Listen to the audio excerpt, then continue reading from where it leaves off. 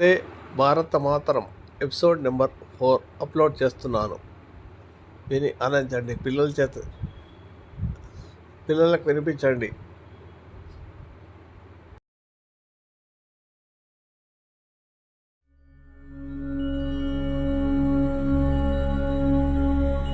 Lakkaraju Muralidhar Rao astro and remedies ఛానల్కు subscribe చేసుకోండి. వందే భారత మాతరం 4వ భాగం. మండెడి స్వరాజ్య సమరాగ్ని కుండమందు భస్మమైపోయిన గులాబీ పుష్పములు మీరు ఎన్ని కల్పాంతములకే నిలిచిపోని భరతమాత ఆనంద భాష్పములు మీరు భరతమాత ఆనంద భాష్పములు మీరు. ఎవరైతే స్వాతంత్ర ఉద్యమంలో తమ జీవితం అర్పణ చేశారో వారి అర్పణ వృథా కాకుండా ఉండాలి అంటే వారిని స్మరించుకుంటూ వారు ఏ మార్గంలో ఒక మంచి విషయాన్ని ముందు తీసుకుపోయారో ఆ మంచి విషయాన్ని నిరంతరం జ్ఞాపకం చేస్తూ మనము ఉంటే అదే నిజమైనటువంటి వాళ్ళ యొక్క స్మరణ అవుతుంది అనే విషయం గుర్తు చేస్తూ, కాబట్టి వందే మాత్రము మన నిత్య జీవితంలో తప్పకుండా పాడాల్సినటువంటి పాట, గేయము. ప్రతిజ్ఞ కూడా రోజు మనం చేయాల్సిందే. రోజు మనం ఆ విధంగా చేస్తే మనకు ఇంకా నిష్ఠ పెరిగే అవకాశం ఉంటుంది. మనం కేవలం 1వ క్లాస్ నుంచి 10వ క్లాస్ వరకు సంవత్సరానికి 220 రోజులు లెక్కేసుకుంటే పాఠశాల ఉండేది. ఆ విధంగా 10th క్లాస్ పూర్తయిన వాళ్ళు 2200 సార్లు చేస్తున్నారు ప్రతిజ్ఞ. కాబట్టి ప్రతిజ్ఞ అక్కడితో పూర్తి కాకుండా ఇప్పుడు రాబోయే జీవితంలో దాన్ని స్మరించుకుంటూ దాని అర్థాన్ని వాళ్ళ జీవితంలో అన్వయం చేసుకుంటే అద్భుతంగా మనం అనుకున్నటువంటి ఒక బంగారు భారతం అంటాం కదా, ఆ బంగారు భారతం అనేది మన ముందర కనబడేటువంటి అవకాశం మనకు కనబడుతూ ఉంటుంది అన్నమాట. సాధారణంగా విద్యార్థి అన్న వెంబడే మనకేం జ్ఞాపకం వస్తుందంటే విద్యార్థి ఏం చేయాలనే విషయంలో పట. ఇవన్నీ తెలిసిన విషయాలు, కానీ ఒక క్రమంలో పెట్టుకున్నట్లయితే అది మనకి ఎంత ఉపయోగపడతాయి. జ్ఞానతృష్ణా గురౌ నిష్ఠ సదాధ్యయన దక్షత ఏకాగ్రత మహాత్వేచ్ఛ విద్యార్థి గుణపంచకం విద్యార్థి గుణపంచకం. జ్ఞానతృష్ణ గురౌ నిష్ఠ సదాధ్యయన దక్షత ఏకాగ్రత మహత్వేచ్ఛ విద్యార్థి గుణపంచకం. ఈ 5 గుణాలు విద్యార్థిలో ఉండాల్సిన విషయాలు. కాబట్టి కొత్త విషయాలు నేర్చుకోవాలంటే తపన ఉండాలి. గురువులంటే భక్తి భావన నిష్ఠ ఉండాలి. ఎప్పుడూ అధ్యయనం చేస్తూ ఉండాలి. అటువంటి సంకల్పం తప్పకుండా చేసుకోవాలి. ఏకాగ్రత ఇది చాలా అవసరము. మన చుట్టూ అనేక రకాల ఇబ్బంది కలిగే విషయాలు మనకు ఉంటాయి, కానీ మన దృష్టి దేనిపైన పెట్టడం దానిపైన పెట్టే ప్రయత్నం చేయడం. కాబట్టి మంచి విషయాలపైన ఆ విధంగా దృష్టి, ఉన్నతమైనటువంటి గొప్ప లక్ష్యాన్ని కలిగి ఉండాలి. ఇవన్నీ ఉంటే ఇది ఏ విద్యార్థిలో ఉంటాయో ఇప్పుడున్న పరిస్థితికి ఇది దేశభక్తి అంటే ఇదంతా మనం. కాబట్టి ఎవరెవరు ఏ కార్యక్రమం చేస్తున్నారో ఆ కార్యక్రమంలో నిరంతరము నిస్వార్థంగా సామాజిక చింతనతో పాటు తమ యొక్క స్థాయిని ఈ విధంగా పెంచుకున్నట్లయితే అప్పుడు దేశానికి ఉపయోగం అనేటువంటి విషయాన్ని గుర్తు చేసుకుంటూ ఈ విధంగా ఈ 5 గుణాలను మనం మర్చిపోకుండా ఉండాలి. దీని కొరకు ఒక ప్రణాళిక మనం తయారు చేసుకోవాల్సిన అవసరం ఉంది. కాబట్టి అటువంటి ప్రణాళిక ఎవరి కొరకు?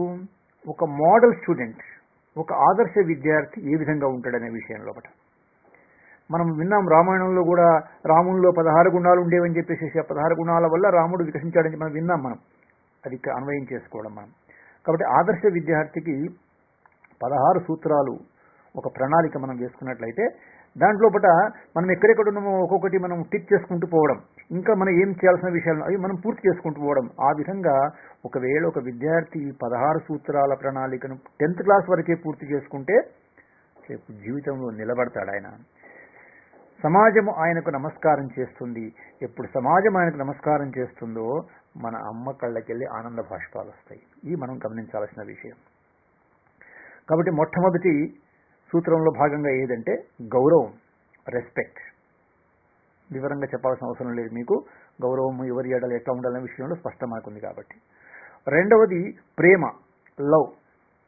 ఇది విన్న వెంబడే, ఎందుకంటే మన ముందు ఒక చెడు ఆలోచించినటువంటి ఆలోచనలు చాలా కనబడుతుంటాయి సమాజంలో మనకు. కాబట్టి ప్రేమ అన్నప్పుడు మనకి ఏమో జ్ఞాపకం వస్తుంటుంది మనకు. దానివల్ల మన ఎంతమంది జీవితాలు ఎన్ని విధాలుగా పాడైపోతున్నాయో మనకు తెలుసు. ఒక తల్లికి బిడ్డకు మధ్యలో ప్రేమ ఉంటుందా ఉండదా? ఒక అన్నయ్యకు చెల్లికి మధ్యలో ప్రేమ ఉంటుందా ఉండదా? అక్కయ్యకు తమ్ముడికి మధ్యలో ప్రేమ ఉంటుందా ఉండదా? ఒక గురువు గారికి ఒక విద్యార్థికి మధ్యలో ప్రేమ ఉంటుందా ఉండదా? కాబట్టి ప్రేమ అంటే అది పవిత్ర భావన. ఆ భావనను మనసులో పెట్టుకుంటే ఇంక మన లోపల చెడు ఆలోచనలు రానే రావు. కాబట్టి ప్రేమ అనేది రెండవ సూత్రం. మూడవది సేవ, సర్వీస్ అంటాం దీన్ని మనం. అంటే ఏ విధంగా నీవు చుట్టూ ఉన్న సమాజానికి ఎటు ఉపయోగపడతావు అనేటువంటి విషయంలో నీ యొక్క దృష్టికోణం అది.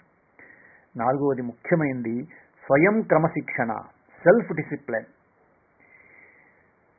సెల్ఫ్ డిసిప్లిన్ ఎవరిలో ఉంటుందో వాళ్ళు కూడా సాధారణంగా ఎక్కడ పోయినా నిలబడగలరు. వాళ్ళకి ఎలాంటి ఇబ్బందులు ఉండవు, గుర్తుపెట్టుకోండి. ఐదవది స్వయం నియంత్రణ, సెల్ఫ్ కంట్రోల్. కొన్ని చూడరాని చూస్తుంటున్నాం మనం.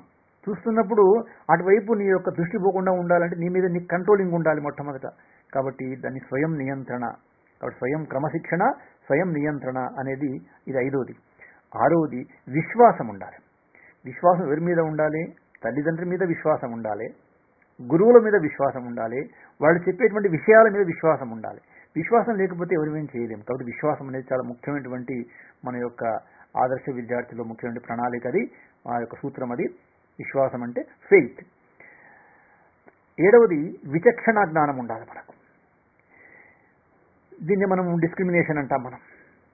కాబట్టి ఏది మంచి ఏది చెడు మనం విన్నాము. హంస గురించి విన్నాము, హంస పాలు నీళ్లు ఈ విధంగా వేరు చేస్తున్న విషయంలో. కాబట్టి దాన్ని గమనించేటువంటి దృష్టికోణం మనకు లేకపోతే చాలా కష్టం. కాబట్టి విచక్షణ జ్ఞానాన్ని మనం తప్పకుండా పెంచుకోవాల్సింది. తర్వాత ఏకాగ్రత ఉండాలి. ఇది చాలా చాలా ముఖ్యమైనది. ఏకాగ్రత, కాన్సన్ట్రేషన్. ఏకాగ్రత అన్న వెంబడే మనకు వివేకానంద స్వామీజీ జ్ఞాపకం రావాలి. ఆయన ఆశ్రమంలో ఉన్నప్పుడు చిన్న వయసులో ఉన్నప్పుడు అప్పుడు సాయంత్రం పూట ఒక చెట్టు కింద కూర్చొని ఆయన ధ్యానంలో మునిగిపోయాడు. మునిగిపోయేసరికల్లా ఒక పాము వచ్చేసేసి ఆ విధంగా దగ్గరికి వచ్చేసిందట. వస్తే మిగతా పిల్లలందరూ పారిపోయారు. తర్వాత గురువు గారికి చెప్పారు. గురువుగారు వచ్చి చూస్తే ఆ పరిస్థితి ఉంటే ఆయన ఏమాత్రం కలడం లేదు, గుర్తుపెట్టుకోండి. ఎందుకంటే ఆయన దృష్టి అంతా ఏకాగ్రత, కాన్సన్ట్రేట్ అయింది విషయం మీద అన్నమాట. అట్లా ఆ విధంగా ఏకాగ్రత అనేది పెంచుకోవడం అనేది మనం తప్పకుండా అలవాటు చేసుకోవాలి. తొమ్మిదవది సత్యపాలన, ట్రూత్ఫుల్నెస్. మనం దీని గురించి ప్రత్యేకంగా ఒక కార్యక్రమం తీసుకుంటాం. కాబట్టి సత్యానికి మారుపేరైనటువంటి హరిశ్చంద్ర యొక్క చరిత్ర మనం వింటాం త్వరలోనే. కాబట్టి ఆ యొక్క సత్యపాలన అనేది జీవితంలో కొందరు ప్రతి చిన్న విషయానికి అవసరం ఉన్నా లేకున్నా సరే అది ఏ విధంగా అలవాటు అయిపోయిందేమో మన జీవితం లోపల అబద్ధాలు ఆడడం. నిజానికి అవసరం లేదు అక్కడ, కానీ మళ్ళీ ఏమంటారు, నేను జోక్గా మాట్లాడాను కాబట్టి హాస్యానికి కూడా అబద్ధం మాట్లాడకూడదు, గుర్తుపెట్టుకోండి. ఇది మనకు హరిశ్చంద్రుని జీవితంలో మనకు జ్ఞాపకం వస్తుంది. కాబట్టి ఆ విధంగా అక్కడ మనం వింటాం ఆ విషయాన్ని మనం. కాబట్టి సత్యపాలన ప్రయత్నం చేద్దాం. ప్రయత్నమే, ఒక్కసారి మనకు అది రాకపోవచ్చు, ప్రయత్నం చేసుకుంటూ పోదాం. తర్వాత కఠోరమైనటువంటి పరిశ్రమ మాత్రం చేయాలి. హార్డ్ వర్క్ తప్పకుండా చేయాలి. ఈ హార్డ్ వర్క్ లేకుండా ఏది సాధన కాదు. ఊరికే మనం చెప్తూ పోతూ కూర్చుంటే లాభం లేదు. కాబట్టి పరిశ్రమ అనేది చాలా అవసరము. అది తప్పకుండా చేయాల్సిన అవసరం మనకు ఉంది. దీనికి సరిపడా 11వది గుణం మనకు బలం తప్పకుండా పెంచుకోవాలి. స్ట్రెంగ్త్. ఈ బలం దేంట్లో పెంచుకోవాలి? మనము శారీరకంగా బలంగా ఉండాలి, మానసికంగా బలంగా ఉండాలి, సామాజికంగా బలంగా ఉండాలి, ఆధ్యాత్మికంగా బలంగా ఉండాలి. మనం చెప్పుకున్నాం, ప్రపంచ ఆరోగ్య సంస్థ వాళ్ళు చెప్పినటువంటి 4 లక్షణాలు ఉన్నాయి, ఆరోగ్యవంతుల లక్షణాలు.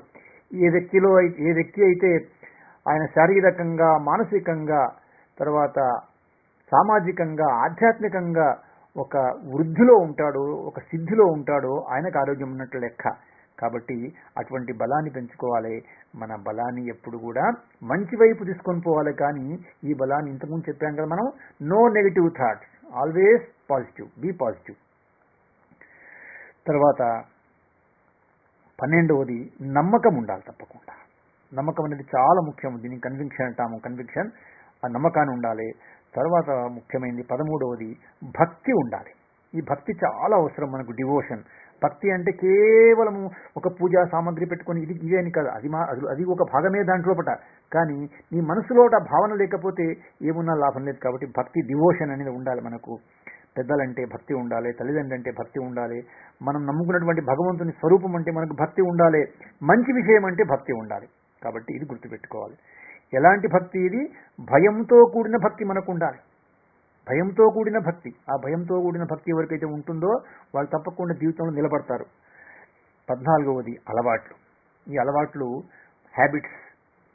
ఇప్పుడు మనం రకరకాలు వింటున్నాము ఎలాంటి అలవాట్లు ఉన్నాయనే విషయం లోపల. కాబట్టి ఈ అలవాట్లలో ఏవి ఉంటే బాగుంటాయి అనేది మనకు తర్వాత విషయం వస్తుంది, దినచర్యలో వస్తుంది. కాబట్టి అక్కడ మనం దృష్టి పెడదాం మనం. తర్వాత 15వది సమదృష్టి ఉండాలి. కాబట్టి అందరి ఎడలు కూడా ఒకేటువంటి సమానమైన దృష్టి, హెచ్చు తగ్గులైనటువంటి ఆలోచనలు లేకుండా ఆ దృష్టికోణంతో మనం ఉండాలి. చివరిది దృఢమైనటువంటి నిశ్చయం ఉండాలి. అన్నీ ఉన్నాయి కానీ మనసులో నిశ్చయం స్థిరంగా లేదనుకోండి, దృఢంగా లేదనుకోండి, ఫర్మ్ డిటర్మినేషన్ అది లేదనుకోండి, అది మనం దీనికి కూడా నిలబడలేకపోతాం. కాబట్టి 10th క్లాసులు పూర్తయ్యేలోగా ఏ విద్యార్థి అయితే ఈ 16 సూత్రాల యొక్క ప్రణాళికను అనుసరించి దాన్ని సిద్ధింపజేసుకుంటాడో ఆయనకు 10/10 వచ్చినట్లే జీవితం లోపల. ఇంకా వేరే ఏం అక్కర్లేదు, గుర్తుపెట్టుకోండి. మిగతా అన్నిట్లో సహజంగానే వస్తుంది మీకు అన్నమాట. కాబట్టి ముందు అక్కడ ఎక్కడో దగ్గర చిన్న వెలుగు అనేది ఉంటే కదా మనకు చుట్టూ ప్రయత్నం. వెలుగే లేకపోతే ప్రయత్నం ఏంటి చెప్పండి? ఆ వెలుగులో భాగంగానే మనం ప్రయత్నం చేద్దాం. ఈ 16 రకాల గుణాలను మనం తప్పకుండా పెంచుకునే ప్రయత్నం చేయాలి. అది ఆ విధంగా చేస్తే ఒకవైపు మనలో దేశభక్తి అనొచ్చు, రెండవ దైవభక్తి అనొచ్చు, పెద్దలేడే భక్తి అనొచ్చు, ఇవన్నీ కూడా మనలో కలుస్తాయి. కాబట్టి మనం ఒక సంపూర్ణమైనటువంటి వ్యక్తిగా మనం మారే అవకాశం ఉంటుంది. కాబట్టి దాన్ని దృష్టిలో పెట్టుకుందాం. ఆ విధంగా పెట్టుకొని మనము ప్రయత్నం చేద్దాం. ఈ గుణాలన్నీ కూడా మనలో వచ్చేటువంటి ప్రయత్నం తప్పకుండా చేయాలన్నమాట. కాబట్టి మళ్ళీ గుర్తు చేస్తున్నాను, ఆరోగ్యం అనేది మన లోపల 4 భాగాలు అని మనం చెప్తున్నాం. 1 శరీరము, 2 మనసు, 3 సామాజికంగా, 4వది ఆధ్యాత్మికంగా. సామాజికంగా అనే విషయాన్ని కొద్దిగా స్పష్టత చేస్తాను మీ కొరకు. సామాజిక ఆరోగ్యం అంటే ఎట్లా ఉంటుంది అని అంటే, ఎవరో పక్కింటి వాళ్ళు లేక ఊళ్ళో ఉన్నటువంటి మిగతా వాళ్ళు వచ్చేసి మీ ఇంటికి వచ్చేసేసి మీ అమ్మ దగ్గరికి వచ్చి, అబ్బా ఏం కొడుకమ్మా, ఏం బిడ్డనమ్మా, ఎంత చక్కగా చదువుకుంటారమ్మా, వాళ్ళు ఎక్కడ కనబడ్డా కూడా మంచిగా మాట్లాడతారమ్మా, ఎంత గౌరవమ్మా వాళ్ళ పెద్దలంటే, ఇట్లా మన గురించి వచ్చి మన అమ్మకు చెప్పారనుకోండి, మనకి ఏం ఆరోగ్యం ఉన్నట్లప్పుడు? సామాజిక ఆరోగ్యం ఉన్నట్లు. మన ఇంటి గురించి బయటి వాళ్ళు మంచిగా చెప్పారనుకోండి, అప్పుడు మన ఇంటికి ఏమున్నట్లు? సామాజిక ఆరోగ్యం. రేపు మనం వెళ్ళిన తర్వాత కాలేజీ లోపల మన గురించి ఎక్కడికి వెళ్ళి వచ్చారు అంటే పలాని పాఠశాల అన్నప్పుడు, ఒకవేళ మన పాఠశాల గురించి మంచి విషయాలు అక్కడ వాళ్ళు మాట్లాడుతుంటే, అప్పుడు మన వల్ల పాఠశాలకు ఏమొచ్చినట్లు? సామాజిక ఆరోగ్యం. కాబట్టి ఈ సామాజిక ఆరోగ్యాన్ని ప్రయత్నం చేస్తూ, ఆధ్యాత్మికం అంటే ఒకటే విషయం గుర్తుపెట్టుకోండి. మన చిన్న స్థాయికి మనం పెద్ద విషయాలు పోవాల్సిన అవసరం లేదు. ఇప్పుడు ఆధ్యాత్మికం అంటే ఒకటి, ఎట్టి పరిస్థితుల్లో కూడా మన లోపల చెడు ఆలోచనలు రాకుండా ఉండాలి. ఇది మనం చేయాల్సినటువంటి ప్రయత్నం. దీని కొరకు శరీరం దృఢంగా పెట్టుకోవాలి, మనసు దృఢంగా పెట్టుకోవాలి, సామాజికంగా మనం అందరితో బాగా ఉండాలి, అన్ని విషయాల్లో బాగా ఉండాలి, ఆధ్యాత్మికంగా మనలో శక్తి పెంచుకోవాలి. ఈ 4 పెంచుకుంటే మనకు ఆరోగ్యంగా ఉన్నట్లనే విషయం ఉంటుంది. కాబట్టి సమాజంలో అందరూ అంటుంటారు, మీరందరూ విన్నారు ఈ మధ్యకాలంలో కూడా ఒకటే మాట, పిల్లలు పాడైపోయినరు అనేటువంటి మాట వింటుంటాం మనం. కాబట్టి నా దృష్టిలో పట మీరెవ్వరూ పాడు కాలేదు. పెద్దవాళ్ళుగా మేము మిమ్మల్ని పాడు చేసుకుంటున్నాం. మీ వయసు చిన్నగా ఉంటుందో లేదో మీ చేతికి ఒక సెల్ ఫోన్ ఇచ్చేస్తున్నాం, గొప్పగా చెప్పుకుంటున్నాం, చూడండి మా పిల్లవాడండి ఈ విధంగానండి అని చెప్పుకుంటున్నాం మనం. ఆ మధ్య ఒక పెళ్లికి పోతే, పెళ్ళి అయిన తర్వాత భోజనాలు అయిన తర్వాత అందరూ ఆ విధంగా కొద్దిగా విశ్రాంతి కూర్చుంటే అక్కడ 3 రకాల గ్రూపులు కనబడ్డాయి నాకు. ఒక గ్రూప్లో మగవాళ్ళంతా కూర్చొని వాళ్ళ యొక్క ఉద్యోగ విషయాలు వాళ్ళు మాట్లాడుకుంటున్నారు. రెండో గ్రూప్లో పాటు మహిళలంతా కూర్చొని వాళ్ళకి సంబంధించినటువంటి విషయాలని వాళ్ళు మాట్లాడుకుంటున్నారు, తల్లులందరూ కూడా. ఇంకో దగ్గర చిన్న పిల్లలు ఉన్నారు, అందరి రౌండ్గా కుర్చీలు వేసుకున్నారు, కూర్చున్నారు. నాకు ఆశ్చర్యం వేసింది, అబ్బా వీళ్ళు కూడా ఎంతగా మాట్లాడుకుంటున్నారు కదా. దగ్గర పోయి చూస్తే ప్రతి ఒక్కరి చేతిలో ఒక సెల్ ఫోన్ కనబడుతున్నది అనమాట. ఏంటంటే ఎవరి లోకం వాళ్ళదే, పక్కవాడు ఎవడో తెలియదు పరిస్థితి అనమాట. కాబట్టి తప్పు పిల్లలది కాదు, పెద్దలుగా మనం ఆలోచించాల్సిన విషయం అంటే ఏది ఎప్పుడు అవసరం అది తప్పకుండా చేసే ప్రయత్నం మనం చేస్తే బాగుంటుంది. కాబట్టి మీ యొక్క మనస్సు అనేది గుర్తుపెట్టుకోండి, తెల్లటి కాగితం. ఆ తెల్ల కాగితం మీద ఒకవేళ నల్ల ఇంకుతో మనం గీస్తే నల్ల గీత పడుతుంది. రెడ్తో గీస్తే రెడ్ పడుతుంది. కాబట్టి ఇక్కడ ఇప్పుడు చెప్తారు మీరు గీసేవాళ్ళది తప్ప, తర్వాత కాగితం తప్ప అంటే మీరు ఎంబడే ఏమంటారు సాధారణంగా? గీసేవాళ్ళ తప్పు.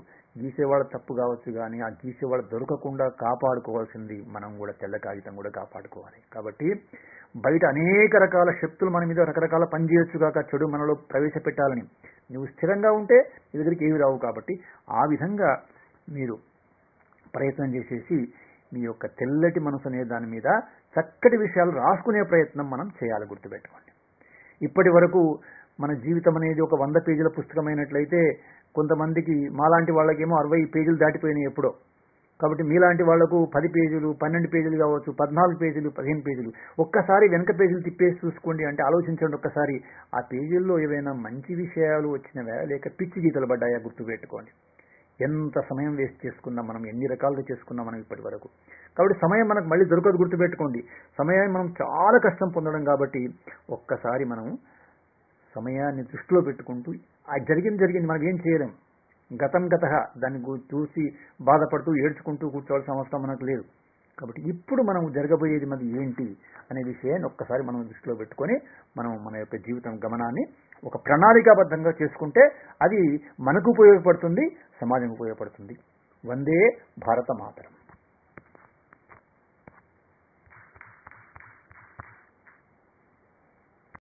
మీకు నా వీడియో కనుక నచ్చితే లైక్ చేయండి, షేర్ చేయండి. ఈ వీడియో కింద ఉన్న బెల్ ఐకాన్ను క్లిక్ చేయడం ద్వారా నా ఛానల్ను సబ్స్క్రైబ్ చేసుకోండి. దీనివల్ల మీకు నా వీడియోలు అందుబాటులో ఉంటాయి. Thank you.